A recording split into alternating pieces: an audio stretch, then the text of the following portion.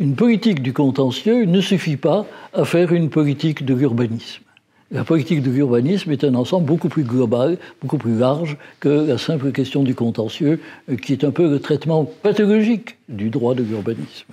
Une bonne politique de l'urbanisme doit se confronter à deux problèmes essentiels. Le premier problème qui est de savoir qui va déterminer quoi, qui va faire quoi en matière d'urbanisme. C'est la répartition des rôles, des pouvoirs entre l'État d'une part et les collectivités territoriales, et le cas échéant, entre les collectivités territoriales, à quel niveau. Ça, c'est une première idée, et elle est très importante.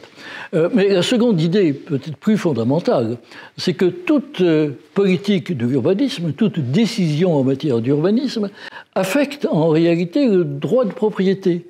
Et le droit de propriété est un attribut fondamental, et la politique de l'urbanisme doit réfléchir à la façon dont on détermine un équilibre entre les contraintes de la politique de l'urbanisme et le respect du droit de propriété ou les précautions dont il faut assortir la décision d'urbanisme. L'aménagement du territoire, à mes yeux, est une composante essentielle de l'urbanisme. C'est la répartition des espaces et la détermination des usages entre les espaces. C'est quelque chose qui est nécessairement à une échelle suffisamment large pour assurer au cadre de l'urbanisme, pour assurer une cohérence spatiale suffisante. Et je crois que cette cohérence sur l'ensemble du territoire, ou sur des parties suffisamment larges du territoire, seul l'État est en mesure de déterminer. Il faut avoir une vision politique d'aménagement du territoire. J'ai l'impression qu'elle est perdue.